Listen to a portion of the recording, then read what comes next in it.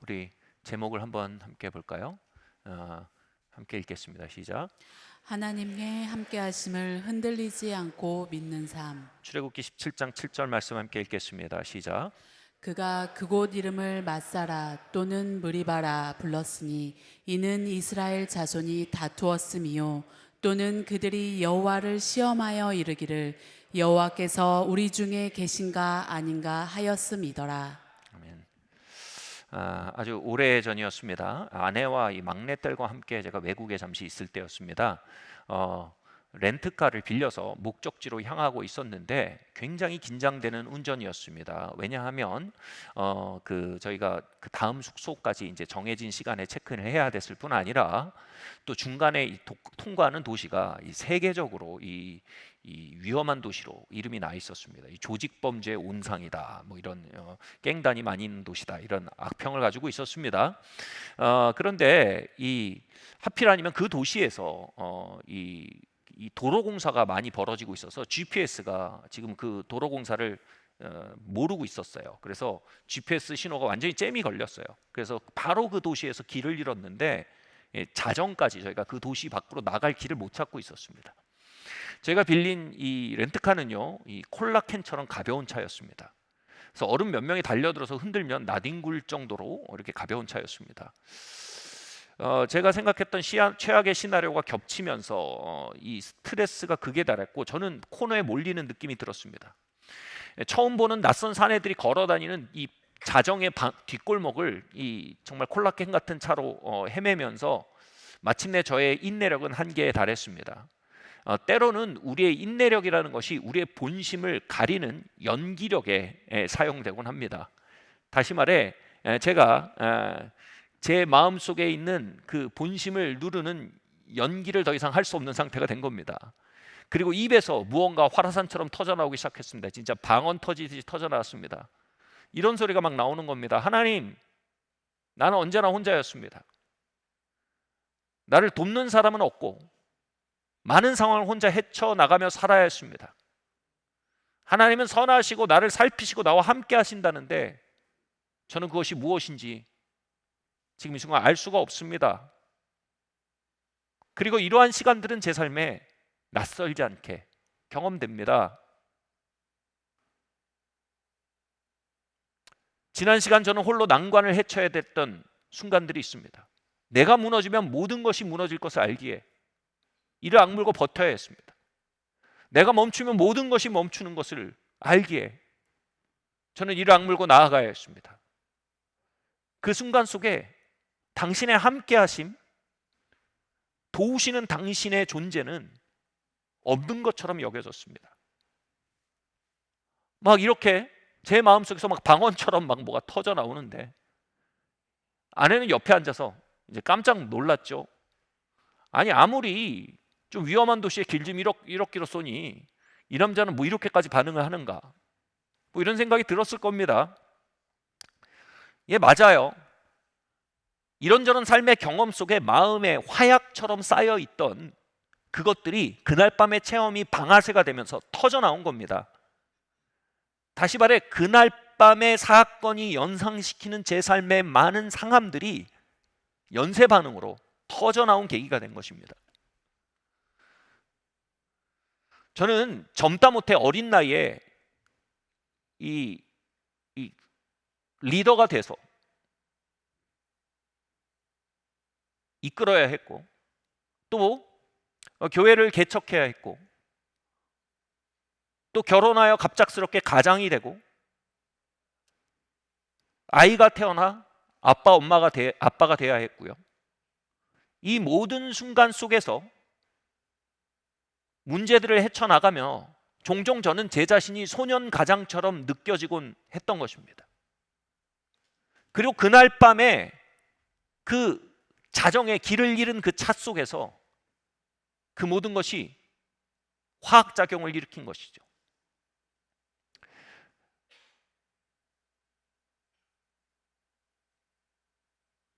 어떤 사역단체의 이름이 이래요. 30cm 미니스트리라는 사역이 있어요.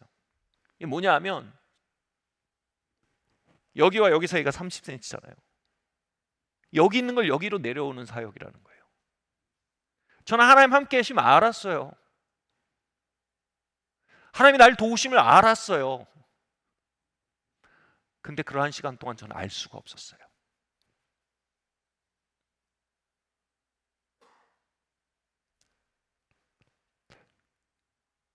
그렇게 마음속에 있는 것이 쏟아져 나오고 난 후에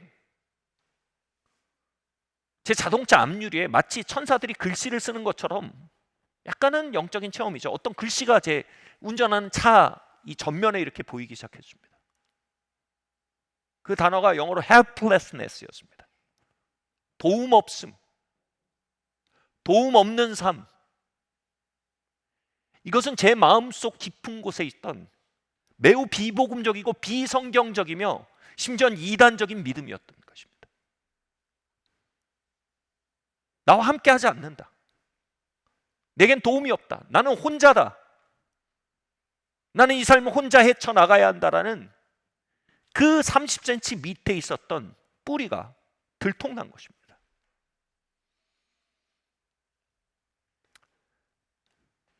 그 뿌리에서 흘러나오는 말은 이와 같았습니다.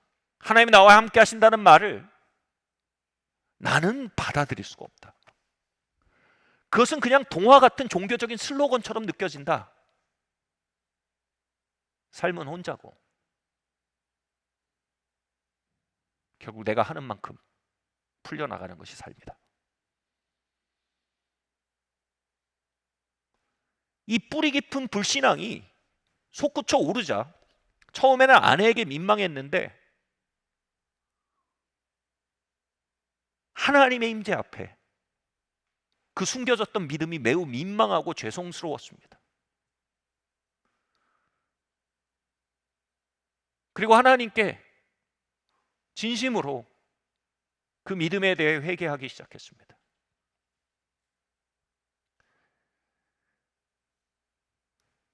그 순간 군대 일이 생각이 났습니다. 여러분, 군대에서 가장 흔한 괴롭힘은 소위 말해 갈굼입니다. 말로 모욕하고 심한 경우에 막 때리기도 하고 얼차례를 줍니다. 그런데 그 괴롭힘이 극에 달하면 뭐가 되냐면 투명인간 취급을 합니다. 이게 욕하는 것보다 때리는 것보다 얼차례 주는 것보다 더 괴로운 일입니다. 투명인간을 하는 것은 이 투명인간 취급을 하는 건 마치 그 자리에 없는 것처럼 대하는 것은 생각보다 큰 고통이요 인격에 대한 모욕입니다. 저는 많은 시간 동안 하나님을 투명인간처럼 대해왔습니다. 다시 말해 하나님을 모욕하고 괴롭혔던 것입니다. 오늘 본문에서 이스라엘 민족은 광야에서 하나님과 다투었다라고 말합니다. 그 다툼의 내용이 뭡니까?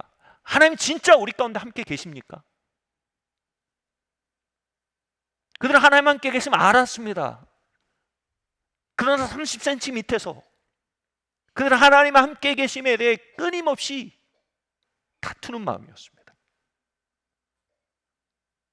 하나님의 함께 하심을 확신할 수 없었기에 위기 속에 하나님의 임재가 아닌 우상으로 달려갔습니다. 하나님의 임재를 확신할 수 없었기에 헛헛함 속에 하나님께 나아가 친교하기보다는 간음으로 달려갔습니다. 하나님은 그 모든 악행들의 외형이 아닌 뿌리에 대해 말씀하십니다. 너희들의 마음이 내가 너와 함께 있음을 진정으로 받아들이지 않는구나. 이것이 모든 것의 뿌리 문제다라고 출애굽기 17장 7절은 말하고 있는 것입니다.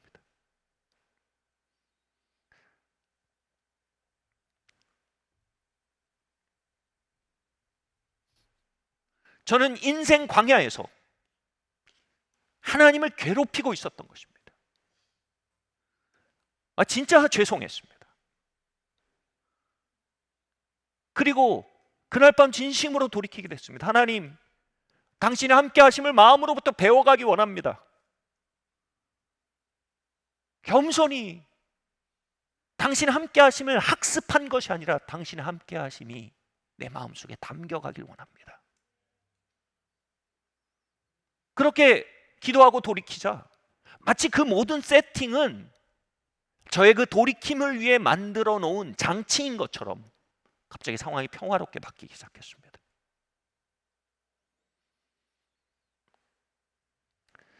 하나님이 성경에서 가장 극적으로 사용하신 사람이 바로 기드온입니다. 평범한 겁쟁이였던 기드온에게 천사가 와서 하나님의 메시지를 전합니다. 강한 용사여, 하나님이 너와 함께 하신다. 기드온의 위대함은 마음으로부터 반응할 줄 아는 그의 정직성이 있었습니다. 하나님 함께 하시면 압니다. 하나님 함께 하시지요? 예, 아멘. 이 종교적 가면에 머물지 않았습니다. 그는 마음으로부터 이렇게 말합니다. 천사요, 하나님이 정말 나와 함께 하셨으면 어떻게 이런 일 저런 일이 내 삶에 벌어질 수 있었습니까?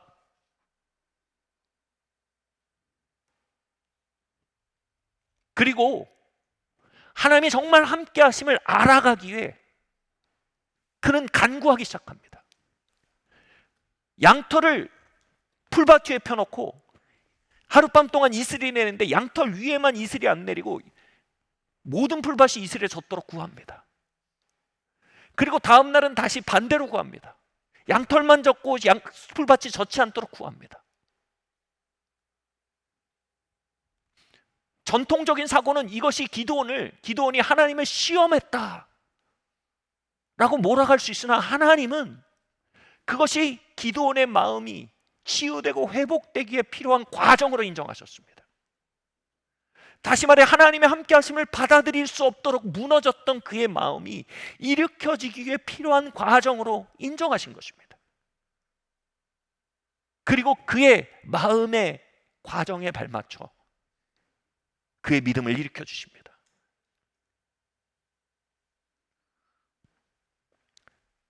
그렇게 그의 하나님의 함께 하심에 대한 그의 마음이 진정으로 무엇을 믿고 있는지가 바르게 고쳐지자, 치료되고 바로 잡히자 하나님이 기도원을 사용하기 시작하셨습니다. 여러분, 우리의 삶을 하나님이 사용하신다는 말을 요즘 작금의 주제로 표현한다면 이것입니다. 하나님이 우리의 삶의 풀 포텐셜을 나타나게 하신다는 뜻입니다. 여러분, 세상은 이렇게 말합니다. 당신이 진짜 원하는 것이 무엇인지 발견하면 당신의 풀 포텐셜이 나타날 것입니다. 당신이 정말 잘하는 것이 무엇인지 당신의 재능을 발견한다면 당신의 풀 포텐셜이 나타날 것입니다. 그러나 성경은 분명히 말합니다. 하나님이 진정으로 당신과 함께 하심을 당신이 안다면, 당신의 중심이 정말 하나님의 함께 하심을 깨닫는다면 하나님 당신을 사용하기 시작하실 겁니다. 풀 포텐셜이 당신의 삶에 함께 할 것입니다.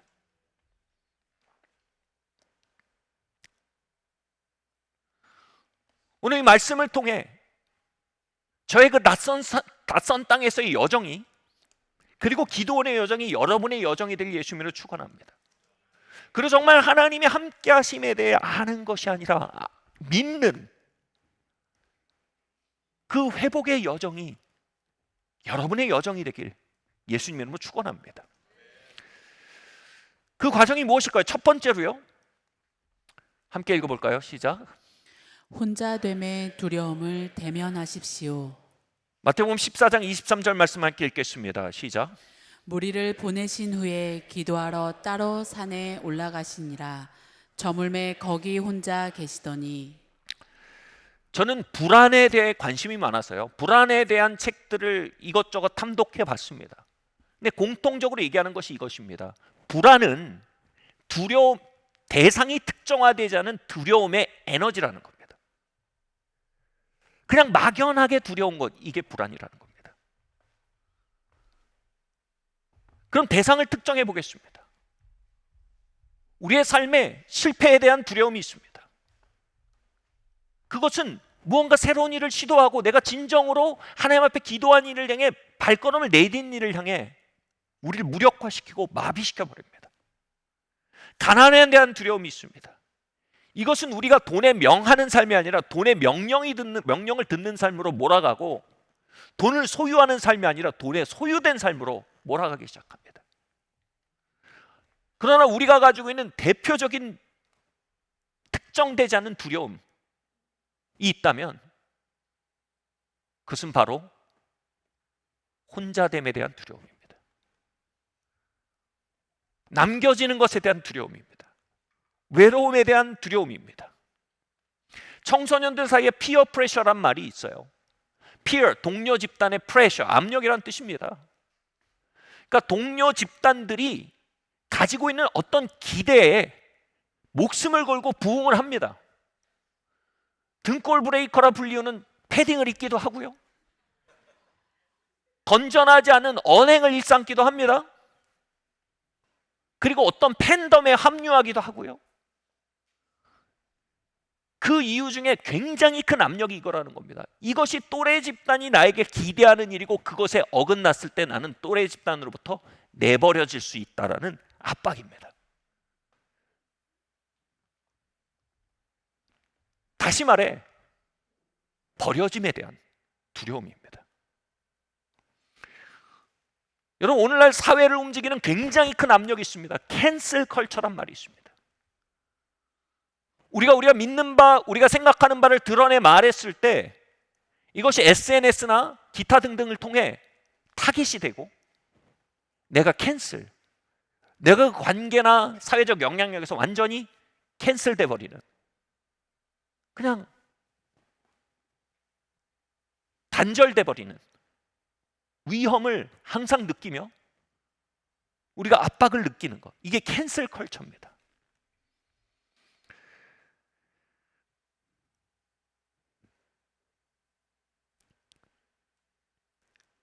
저는 대학 시절에 신학교에서 수업을 선택하는 일이 얼마나 중요한지를 깨닫게 됐어요. 정말 내 신학과 신앙이 정립되는데 어떤 수업들이 꼭 필요하며 어떤 수업들은 내게 그다지 필요하지 않은 그 기준점이 있다는 걸 알게 됐어요. 그런데 내가 미래로 가는 징검다리들을 바로 선택하는데 굉장히 어려움을 주는 것이 이것이었습니다. 혼자 남겨질 것에 대한 두려움이었어요. 다시 말해, 이 수업을 들으면 밥을 혼자 먹어야 됩니다. 저 수업을 들으면 지금 나와 가까운 무리들과 거리가 생길 수 있어요.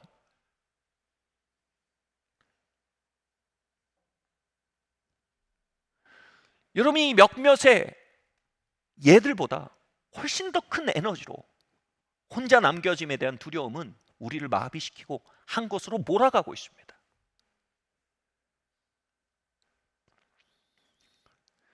그런데 방금 읽은 말씀에서 예수님께서는 그 혼자 남겨짐에 대한 두려움을 오히려 마주하십니다. 혼자 산에 올라가십니다. 혼자 광야로 가십니다. 두려움은 대면하고 맞설 때 몸집이 줄기 마련입니다. 혼자 되는 것을 두려워할수록 그 두려움은 우리를 마비시키고 우리를 몰아가고 우리를 조종합니다. 그러나 혼자됨을 대면하기 시작할 때 그 두려움은 다룰 만한 몸집으로 작아지기 시작합니다. 예수님은 정기적으로 혼자가 되셨습니다. 옛날에 유명한 CCM 가수의 뮤직비디오가 있었습니다. 뒤에서 달려오는 열차를 피하려고 한 여자가 죽을 듯이 달려갑니다. 두려움에 쫓기는 것입니다. 막 귀에는 막 기차 소리가 들리고 집채만한 무언가 뒤에서 달려오고 있다고 느낍니다. 그런데 어느 순간 이 여자가 멈춰섭니다. 그리고 돌아섭니다. 기차를 대면합니다. 그러자 그 기차가 달려오다가 신기류가 돼서 흩어져 버리는 장면이었습니다. 여러분, 이것이 진짜 우리의 삶의 터닝 포인트입니다. 예수님은 혼자 될 것에 대한 두려움을 마주하시고요, 혼자가 되셨습니다.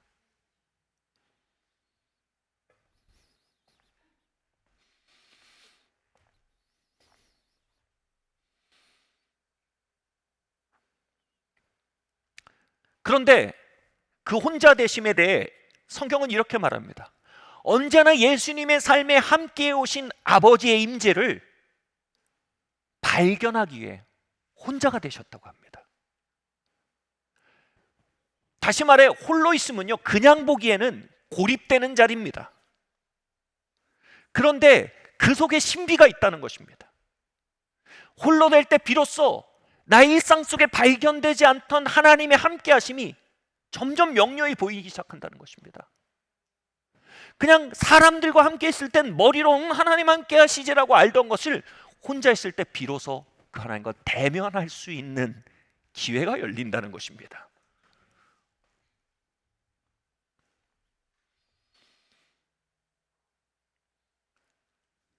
미국의 알래스카주는요, 표면적으로 얼어붙고 쓸모없는 땅으로 여겨졌습니다. 그래서 원래 그 땅의 소유자였던 러시아가 미국에 단돈 720만 불에 그 땅을 팔아버렸습니다.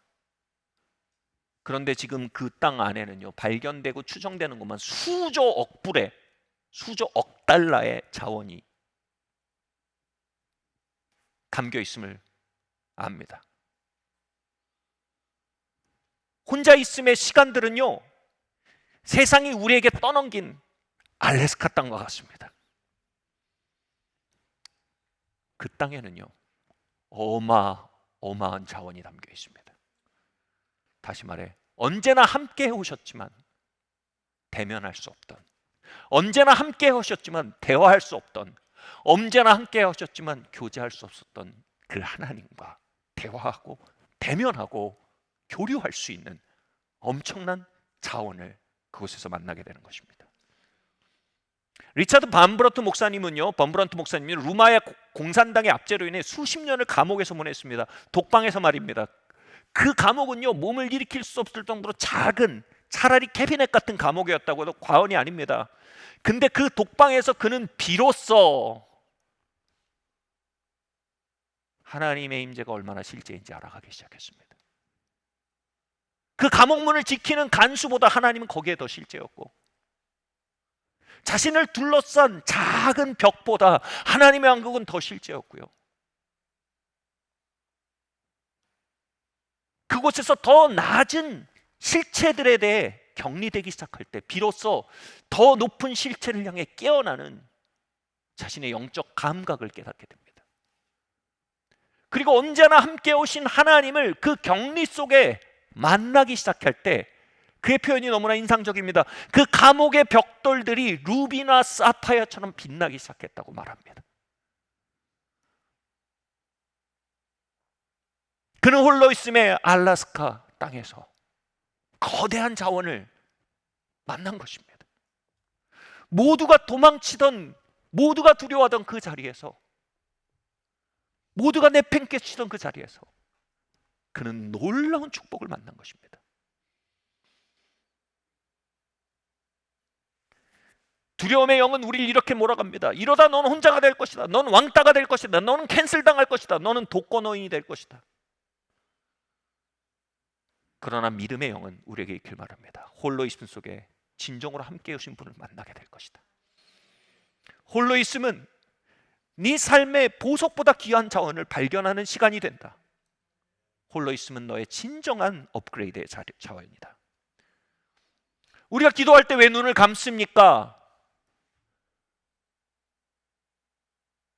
저차원적이지만 너무나 실체처럼 느껴지는 것들에 눈을 감으로, 고차원적이지만 전혀 실제적으로는 느껴지지 않는 것에 대해 감각을 열기 위함이 아닙니까?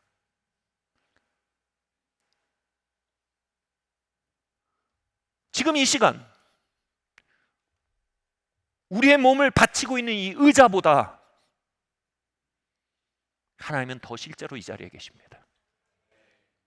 우리를 둘러싸고 있는 이 사람들보다 하나님은 더 실제로 이 자리에 계십니다. 우리를 감싸고 있는 이 건물보다 하나님은 더 실제로 우리를 감싸고 계십니다. 그러나 우리의 인식은 차원 낮은 것에 매여 있습니다. 그러나 우리가 홀로됨의 자리로 나아갈 때 우리는 그 놀라운 차원을 향해 우리의 인식이 확장되는 경험을 하게 됩니다.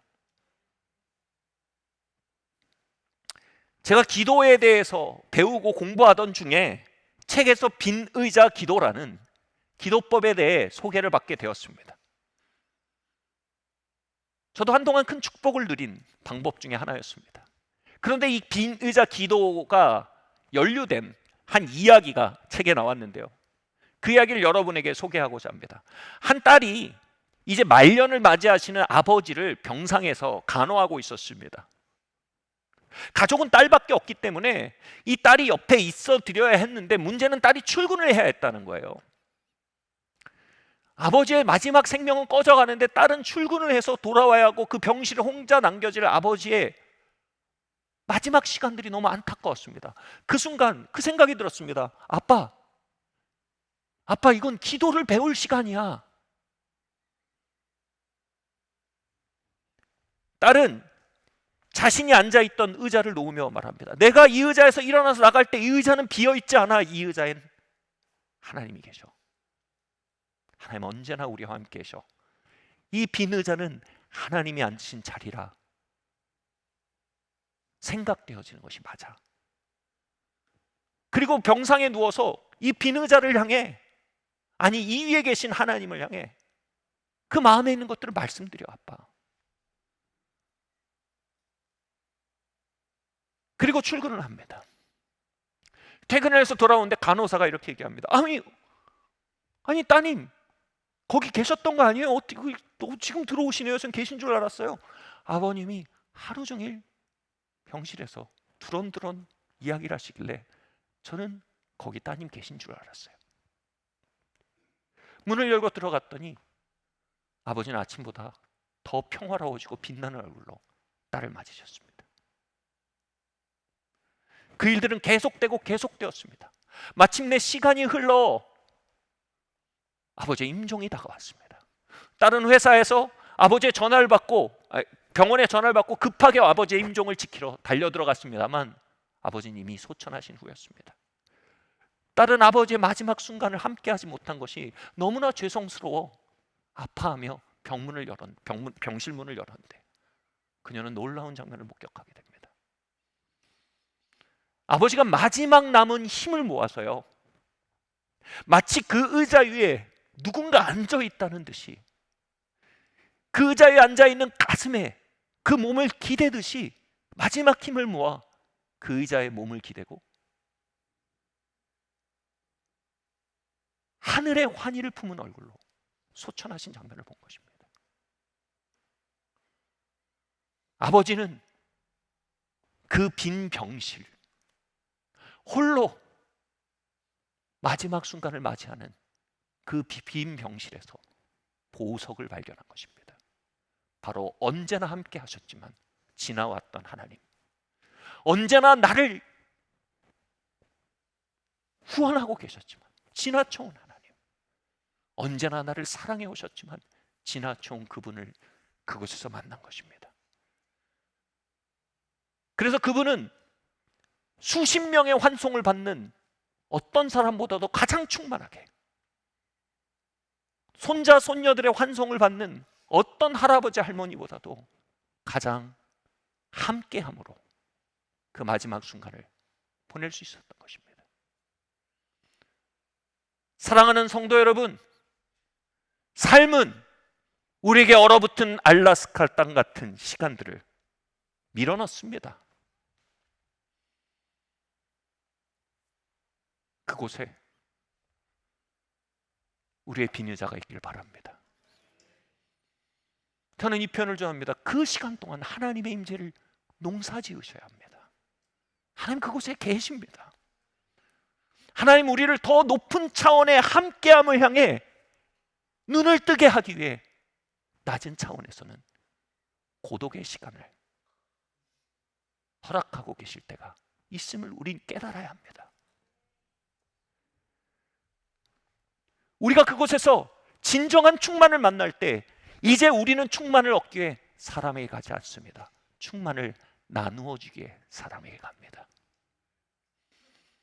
우리가 그곳에서 진정한 충만을 만날 때 우린 사람들을 우리 주변으로 끌어모으기 위해 무언가를 하지 않습니다. 진정으로 나의 부르심과 나의 삶을 살아가기 위한 무엇을 발견하기 시작합니다. 그 충만으로부터 사는 법을 배울 때 우리의 삶은 길 위로 돌아오게 됩니다.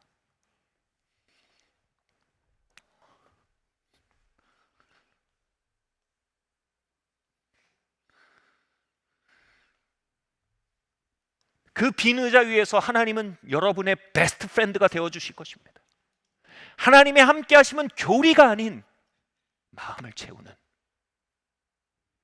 온기가 될 것이며, 하나님의 함께 하심은 정보가 아닌 나의 심령을 둘러싸는 음성이 될 것이며, 하나님의 함께 하심은 개념이 아닌 얼굴과 얼굴을 맞대어 보는 거대한 교제의 현장이 될 것입니다.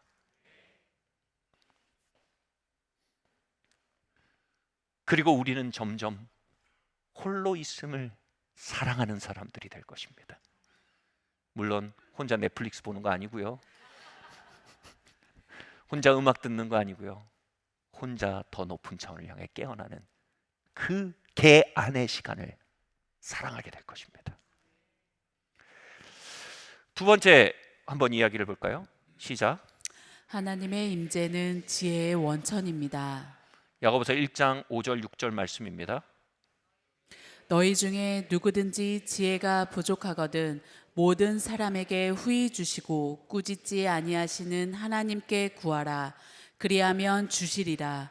오직 믿음으로 구하고 조금도 의심하지 말라. 의심하는 자는 마치 바람에 밀려 요동하는 바다 물결 같으니. 아멘. 여러분, 하나님의 보좌에서, 그분의 계심에서 우리는 우리를 채우는 충만만을 발견하는 것이 아니라 놀라운 두 번째 축복을 발견하게 됩니다. 그것은 바로 지혜입니다. 이곳에서 흘러나오는 빛은 우리의 삶의 곳곳의 도전을 비추어지고 분석하고 응답할 수 있는 지혜로서 우리의 삶에 역사하기 시작한다는 얘기입니다. 29살의 나이에 담임 목회를 시작하고 개척을 할 때였습니다. 그리고 더하여서 저는 결혼하고 또 아이가 생겼고, 그러니까 가장이 되고 남편이 되고 아빠가 되었습니다. 겉으론 그렇지 않지만 제 마음속에서는 이 모든 과정이 낯설고 두려웠습니다. 그때 한 하나님의 사람이 저를 위해 기도하다 이런 표현을 했습니다. 당신은 지금 당신 자신보다 훨씬 더 큰 양복을 입은 아이처럼 자신을 느끼고 있습니다. 그런데 그 양복으로부터 도망치지 마십시오. 당신은 빠르게 자랄 것이고 그 양복을 곧 가득 채울 것입니다. 솔로몬은 최고의 왕이었던 다윗을 이어 왕좌를 갖게 됐습니다. 아버지 다윗의 왕좌는요, 마치 아버지의 양복을 초등학생 입은 것처럼 굉장히 크게 느껴졌을 것입니다. 삶의 도전과 과제 앞에 자신의 자금이 느껴질 때 솔로몬은 도망치지 않았습니다. 센 척하지 않았습니다. 지혜를 구했습니다. 지혜라는 말은요, 듣는 마음이란 뜻입니다. 즉 지혜는요, 하나님과의 관계에서 흘러나오는 샘물입니다. 우리의 삶의 모든 현장에서 하나님과 교제할 때 그 교제는 샘물처럼 우리의 삶에 대한 지혜를 공급합니다. 한 성경학자가 잠언, 즉 지혜서인 잠언의 서문을 쓰며 지혜에 대해 이렇게 규정했습니다. 삶을 다스리는 능력.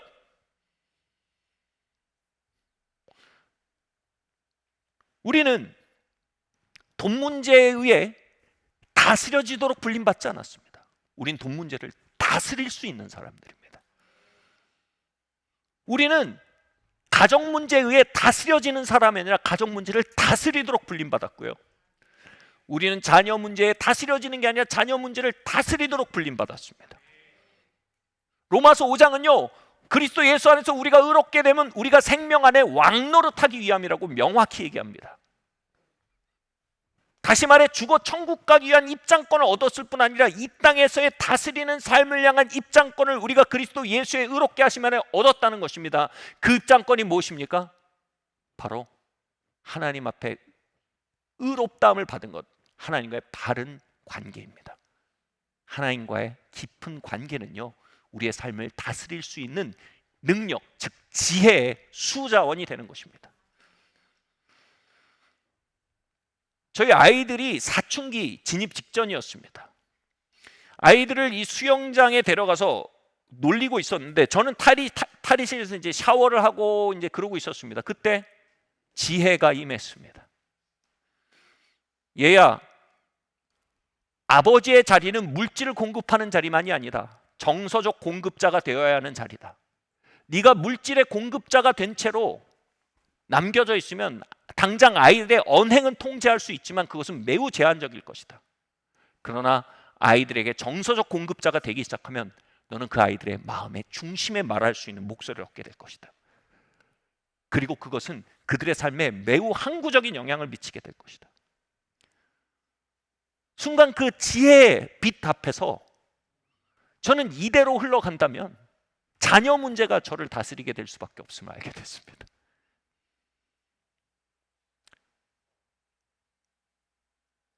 그리고 그 지혜의 음성에 굴복하기 시작했습니다. 밤이 늦도록 아이들과 카드 게임을 하는 시간들을 만들기도 하고요. 일주일에 몇 번 정도는 꼭 저녁을 함께 먹으려고 했고요. 또 맛있는 야참을 준비해서 애들을 꼬시기도 했고요. 여분의 시간과 재정이 있으면 함께 시간을 보내고 맛있는 것을 먹고 함께 여행하는 일들에 대해서 굉장히 중요하게 생각했습니다. 그렇게 대학에 가기 전엔 한 8년 정도의 시간은요, 지혜로부터 농사짓고 씨 뿌리는 굉장히 귀중한 시간이 되었습니다. 그 시간을 지내면 저희 첫째 아이가 저에게 그러더라고요. 아빠, 이 시간을 보내기 전에 나는 아빠가 그냥 우리를 혼내는 사람인 줄 알았어. 그 채로 사춘기를 맞았다면요. 그리고 그 채로 유학을 갔다면요. 아찔합니다. 하나님께서는 그 골든타임을 바르게 운영할 수 있도록, 사춘기라는 새로운 시즌을 맞는 저의 삶에 바른 응답을 할 수 있도록 지혜로 채워주신 것입니다. 지금 아이들은 유학을 가서 공부하고 있습니다. 마약과 프리섹스와 세속주의가 팽배한 환경입니다. 그런데 그 문제들이 그 아이들을 덮치지 않고 그 문제들을 다스릴 수 있는 굉장히 중요한 영적 고지가 이것입니다. 바로 저희와의 친밀함입니다. 때때로 아이들과 통화를 하곤 하는데요, 한 아이당 3시간, 4시간 정도 통화하는 것은 종종 벌어진 일입니다. 한 번은 휴일 아침에 저희 첫째 애한테 전화가 왔어요. 그래서 걔랑 4시간 동안 통화했는데 두 번째 이제 둘째 아이가 4시간 또 통화를 했어요. 그러니까 전화 받고 깼는데 전화 끊으니까 해가 져 있더라고요.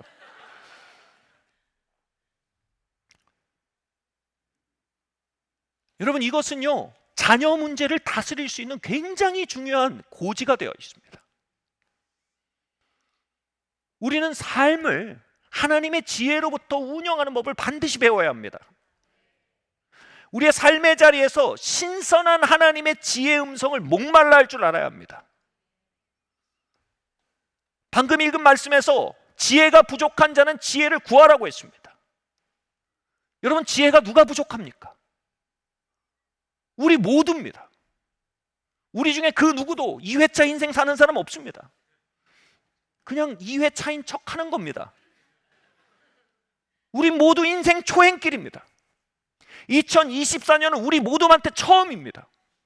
2024년 3월 10일 처음입니다. 그러한 삶을 운영할 수 있는 소스는 둘 중에 하나밖에 없습니다. 바로 우리의 과거의 경험이거나 아니면 오늘 신선하게 함께 하시는 하나님의 임재로부터 올라오는 신선한 하나님의 지혜입니다. 우리가 우리의 경험으로부터 흘러나온 것을 하나님의 신선한 지혜 앞에 무릎 꿇리고 그 하나님의 신선한 임재에서 흘러나오는 신선한 지혜로부터 우리의 삶을 운영하는 것을 배워가기 시작할 때 점차 우리는 삶의 문제에 지배당하는 삶이 아니요, 삶의 문제를 지배하는 삶으로 변형되어 가는 우리의 여정을 발견하게 될 것입니다. 우리는 언제나 큰 양복을 입은 아이처럼 느껴지는 삶의 자리들을 경험합니다. 새로운 시즌, 새로운 해, 새로운 도전, 새로운 과제 앞에 우리는 언제나 큰 양복을 입은 아이처럼 느껴집니다. 우리에겐 지혜가 절박하게 필요합니다. 어제의 경험으로부터 오늘 사는 어리석음으로부터 걸어 나오기를 예수님으로 축원합니다. 오늘 우리의 삶에 함께 하시는 그분의 신선한 지혜로부터 오늘을 운영하는 그 축복이 우리에게 있기를 축원합니다. 마지막으로요, 우리 함께 읽어볼까요? 시작. 주님의 권능을 구하십시오. 이사야서 7장 11절 13절 말씀 함께 읽겠습니다. 시작. 너는 내 하나님 여호와께 한 징조를 구하되 깊은 데에서든지 높은 데에서든지 구하라 하시니 아하스가 이르되 나는 구하지 아니하겠나이다. 나는 여호와를 시험하지 아니하겠나이다 한지라. 이사야가 이르되 다윗의 집이여 원하건대 들을지어다. 너희가 사람을 괴롭히고서 그것을 작은 일로 여겨 또 나의 하나님을 괴롭히려 하느냐. 도마는 예수님이 부활하셔서 그들에게 찾아오셨다는 사실을 믿지 못하고 있었습니다. 그는 이렇게 말합니다. 내 손가락으로 주님의 손에 못자국에 넣어보이고 주님의 옆구리에 창자국에 넣어보지 않으면 나는 못 믿겠습니다라고 말합니다. 저는 주일학교 때 이 본문을 배울 때 그냥 도마가 심통을 부린 줄 알았습니다. 12제자 중에 빌런처럼 보였습니다. 그런데 여러분, 이 본문을 잘 보면 도마는 모든 걸 걸고 예수님을 따랐던 사람입니다. 그런데 그분이 돌아가신 겁니다. 그 고통과 절망이 어땠을까요? 고통과 절망이 깊은 만큼 무언가를 다시 믿는다는 것, 다시 소망한다는 것, 새롭게 시작한다는 건 굉장히 힘든 일입니다. 예수님은 도마의 그 과정을 이해하셨습니다. 그래서 찾아오셔서 그랬습니다. 도마야, 내 손에 네 손을 넣어버리고 믿음 없는 자가 되지 말고 믿음 있는 자가 되어라. 후지게 왜 그러냐 그러지 않으셨습니다.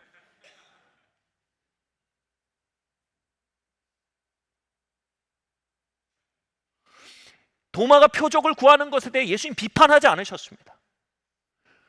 도리어 도마의 마음에 그 갈구를 들었습니다.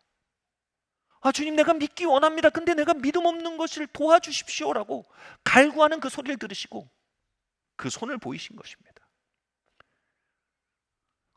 여러분, 치약을 누르면 치약이 나옵니다. 우리의 삶에 압력을 가해주면 우리의 머리에 있는 것은 사라지고 우리의 마음에 있는 것이 드러납니다.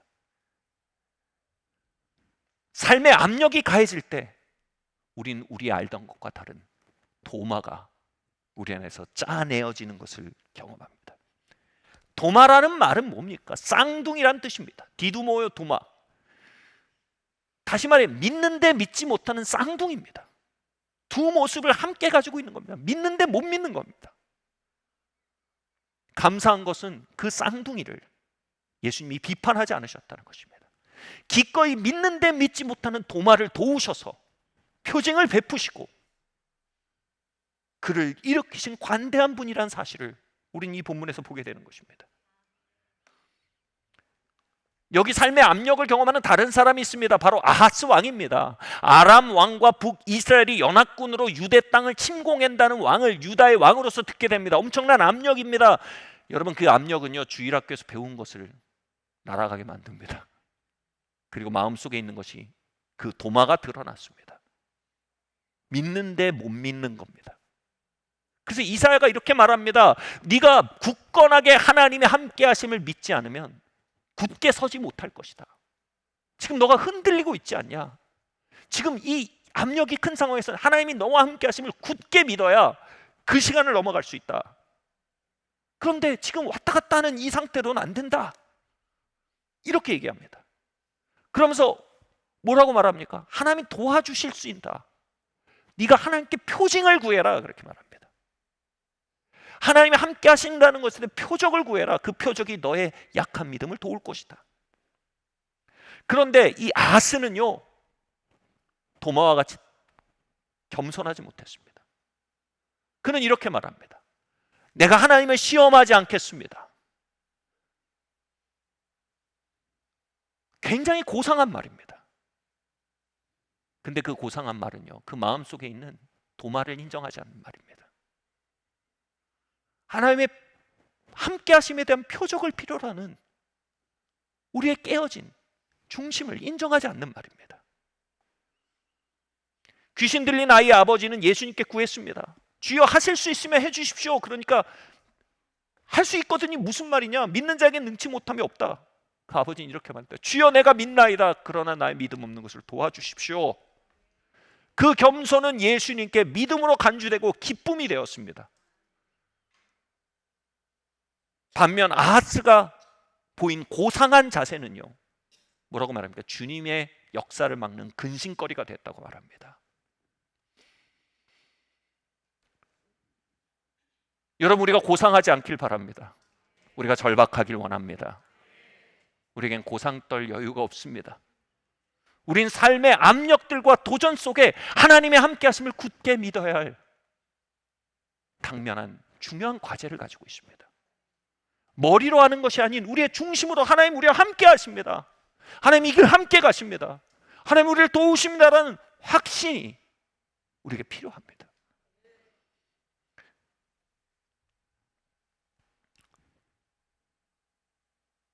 신학교를 막 졸업하고 저희가 가졌던 기도 모임에서 어떤 역사들이 일어나면서 그로 인해 사역이 시작되었습니다. 그런데 그렇게 시작된 사역에 도전이 이만저만이 아니었습니다. 뭐 그 중에 한 도전은 뭐냐 하면 제가 현역 이 군대를 안 갔다 왔기 때문에 언제 영장이 날라올지 모르는 상황이었습니다. 제가 리더고요. 제가 언제 영장이 날라올지 모르고요. 20명, 30명의 그룹이 지금 저를 리더로 생각하고 가고 있는 겁니다. 저는 이 상황 속에서 항상 이렇게 기도하게 했습니다. 하나님, 당신의 함께 하심을 믿습니다. 근데 하나님 함께 하심을 보여주십시오. 그래야 이 상황들을 내가 맞서갈 수 있습니다. 하나님 보여주십시오. 어느 날 저희가 기도 모임을 하고 있는데 이런 마음이 들었습니다. 지금 우리가 산에 올라가서 서울을 내려다보면서 이 서울 땅의 부흥을 위해서 기도하자는 마음이 들었습니다. 그래서 한 20명 정도 모여있는 그 자리에서 우리 지금 산에 올라가서 기도합시다. 그 동네가 이제 산이 있는 동네였거든요. 그래서 산을 향해 딱 입구를 갔는데 비가 오기 시작하는 겁니다. 그러니까 산에 있던 사람들 다 내려오는데 몇백 명이 내려오는데 저희 20명만 산으로 올라가는 겁니다. 비 맞으면서. 그 말 있잖아요. 이 산이 아닌갑다. 이게 맞나?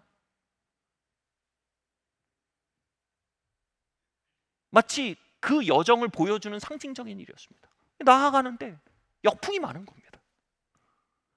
그래도 산 꼭대기에 올라가서 저희가 이 서울 땅을 바라보면서 큰 소리로 기도하기 시작했습니다. 하나님, 이 서울 땅에 부흥을 부어주십시오. 하나님의 영을 쏟아 부어주십시오. 이 땅에 부흥이 임하게 해주십시오 하고 기도하는데 갑자기 한 형제가 이거 보세요 그러는 겁니다. 저희가 큰 소리로 기도하고 있는데 아무도 없죠. 비가 오는 산이니까. 근데 하늘을 이렇게 보니까 하늘의 반경 한 50m 정도인 것 같습니다. 구름이 뻥 구멍이 뚫려서 저희 위만 비가 안 오고 있는 겁니다. 그리고 산 위니까 서울 전역이 보이는데 서울 전체는 먹구름입니다. 다 비가 오는데 우리가 모여있는 그 장소만 비가 안 오고 있는 겁니다. 그 순간 이 서울 땅을 위해서 기도하는 우리의 기도는 정말 모기가 앵앵거리는 소리 같은 무효하지 않는가라는 생각들이 있었죠. 우리의 발걸음이 뭐 그렇게 유의미한 발걸음일까? 그리고 지금 당면한 도전들 앞에서 우리가 지금 이렇게 하는 것이 맞나? 그 마음의 도마가 깊이 설득되기 시작했습니다. 하나님 우리와 함께 하십니다. 하나님의 그 함께 하심을 드러내는 표징들은 저희 마음속에 도마를 치유하기 시작했습니다. 저희 마음속에 기도원을 치유하기 시작했습니다. 군대가 언제 갈지 모르는 상황에 저희가 교회를 개척해야 된다는 마음을 강하게 받고 있었습니다. 저는 우리 그룹에게 말했습니다. 제가 군대를 가야 될지 모르는 상황인데 지금 이렇게 건물을 잡고 개척하는 게 맞습니까? 라고 물으니 그들은 이렇게 대답하는 겁니다. 제가 전도사였는데 전사님 군대 문제가 어떻게 될지 저는 모릅니다. 근데 한 가지 확실히 아는 게 있습니다. 하나님이 여기까지 우리를 인도하셨다는 겁니다. 하나님이 우리를 인도해 가실 거라는 겁니다. 저는 그 사실을 하나 보고 가는 겁니다. 아직 군대를 어째 가야 될지 모르는 상황에 제 아내가 저와 결혼식 날짜를 잡고 결혼을 하려고 하는 겁니다. 그래서 제가 물었습니다. 경화야, 나는 군대를 가야 될지도 모르는 상황인데 지금 이렇게 우리 결혼한 건 맞냐?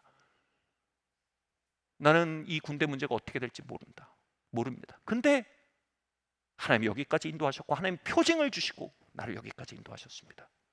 그러니 여기까지 인도하신 하나님께서 나머지 길에 대해서 답이 있으실 겁니다. 여러분, 이걸 뭐라고 합니까? 하나님 함께 하심에 대한 믿음이라고 합니다. 하나님 함께 하시면 심리적 위안이 아닙니다. 하나님 함께 하시면 다른 삶을 살게 합니다. 하나님 함께 하시면 믿는 마음은요, 전혀 다른 담력을 갖게 합니다. 다른 방향으로 나아갈 수 있게 합니다.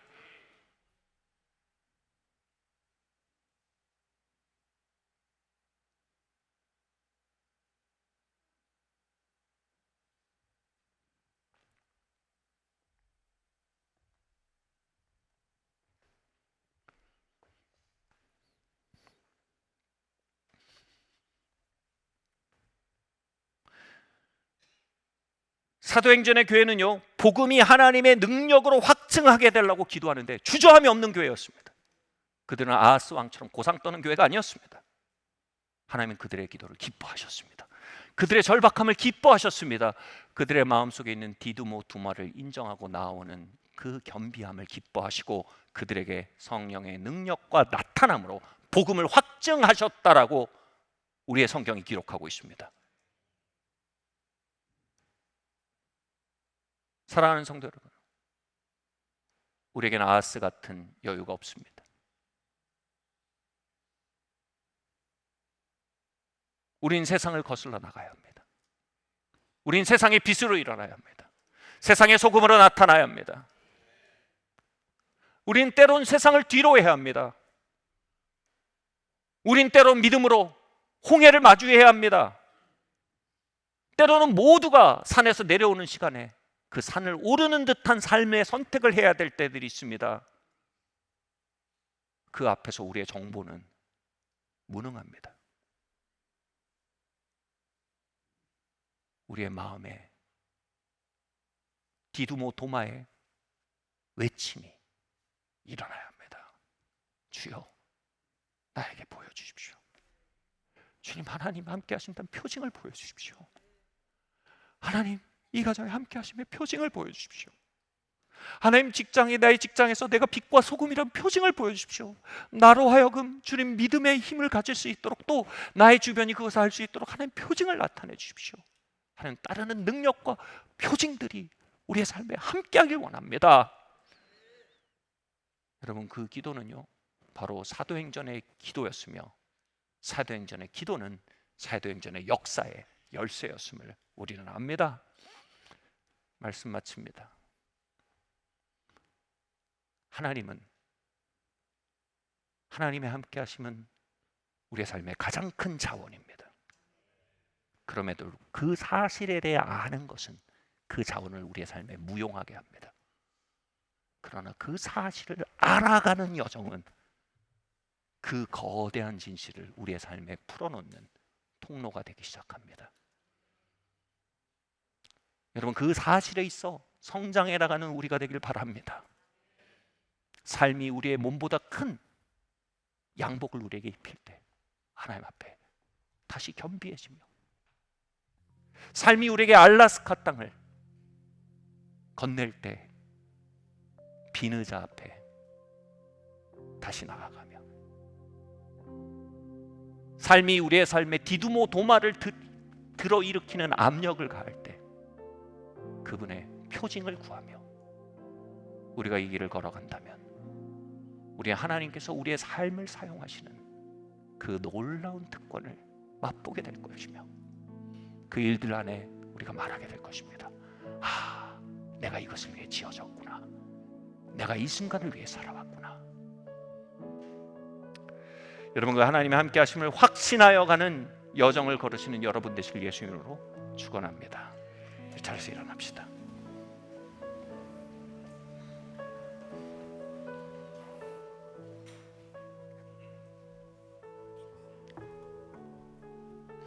여러분, 우리가 찬양할 때 여기 비느자가 있습니다.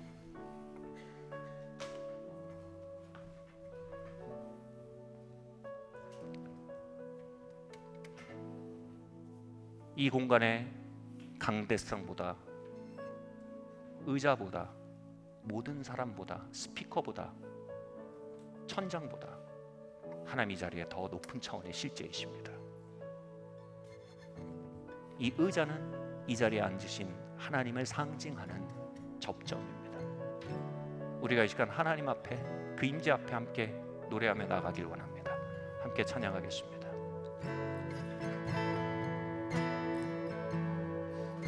내게 허락하신 시련을 통해 나의 믿음 더욱 강하게 자라나고 험한 산과 골짜기 험한 산과 골짜기 지나는 동안 주께 더 가까이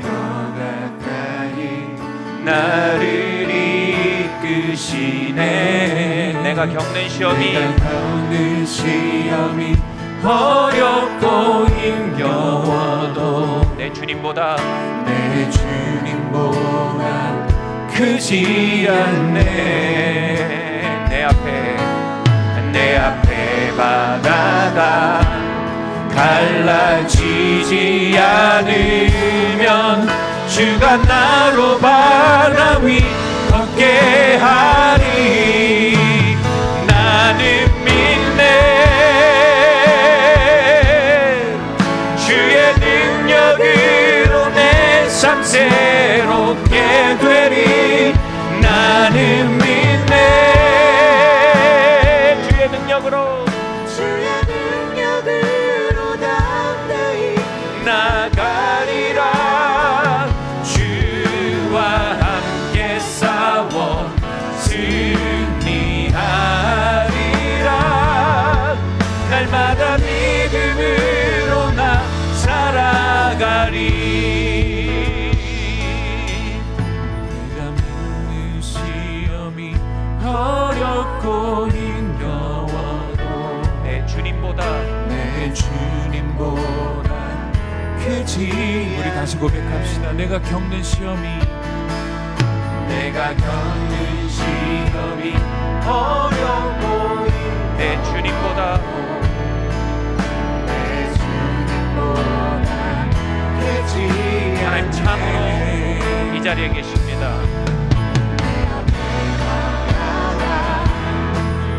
갈라지지 않으면 나로 바다 위 걷게 하리.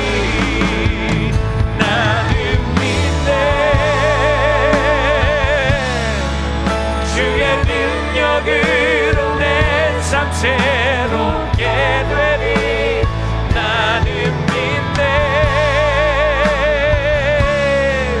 주의 능력으로 담대히 나가리라. 주와 함께 싸워 승리하리라. 날마다 믿음으로 나 살아가리. 나는 믿네.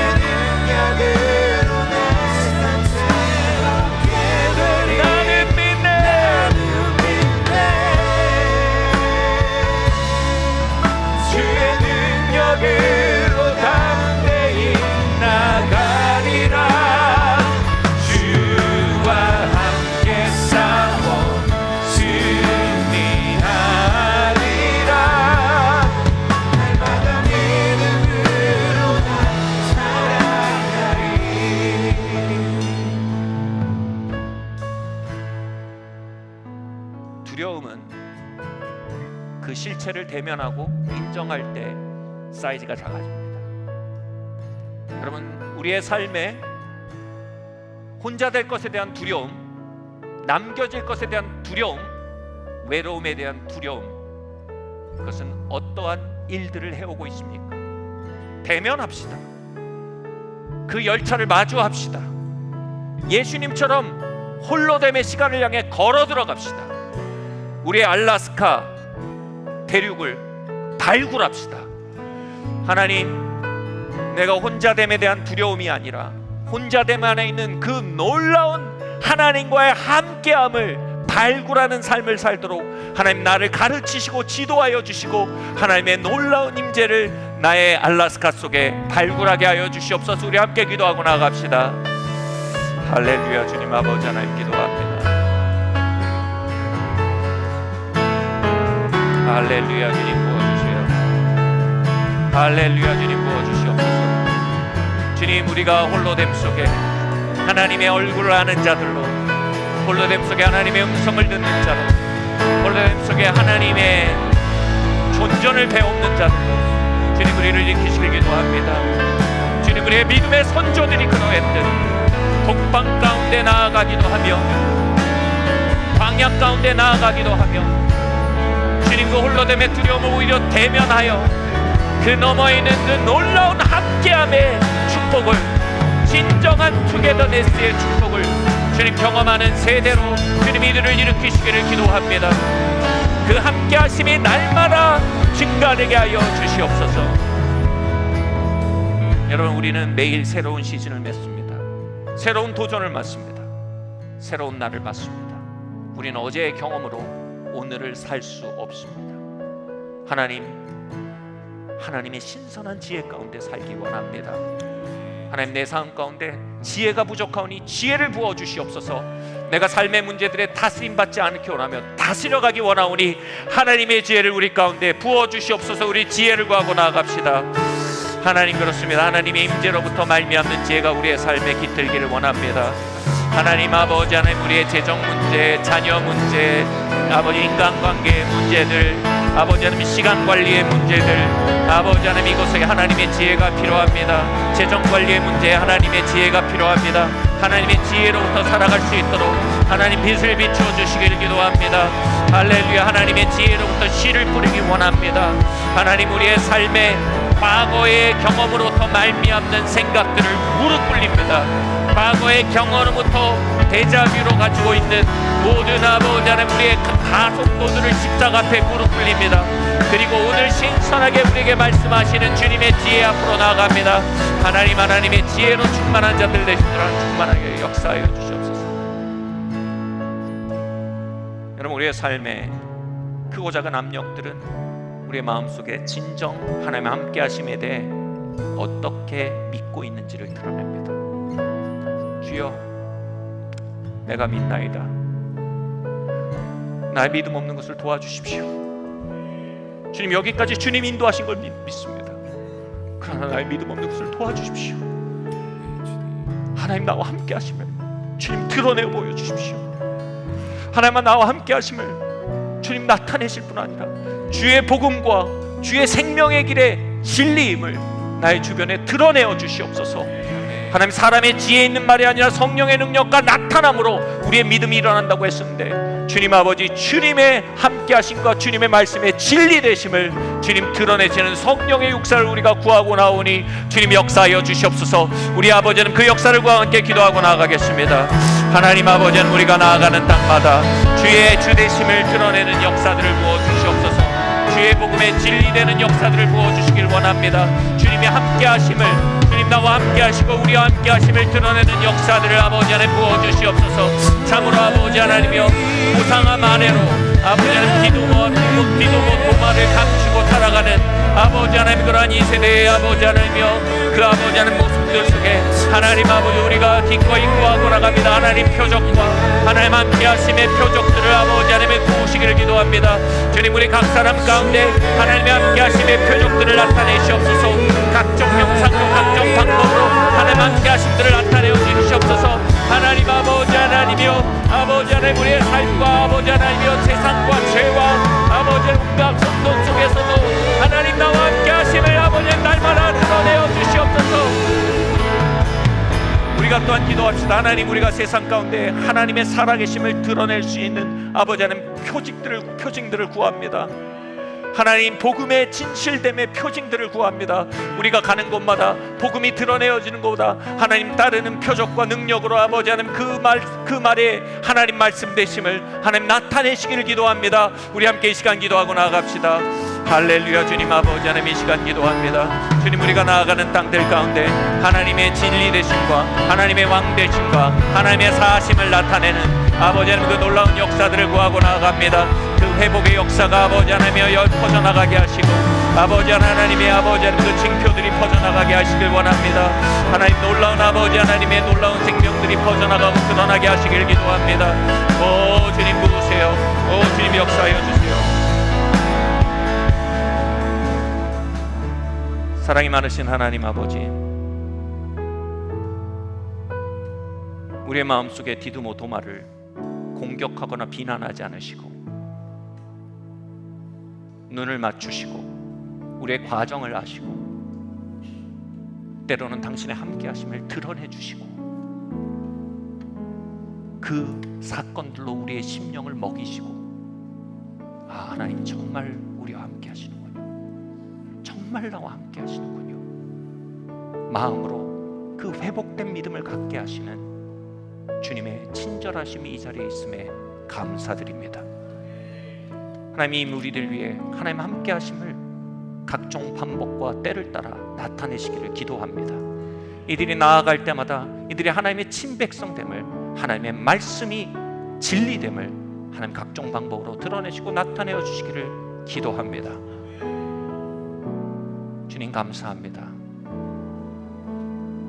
이 모든 말씀 살아계신 예수 그리스도 이름으로 기도드리옵나이다. 아멘. 이 시간 준비하신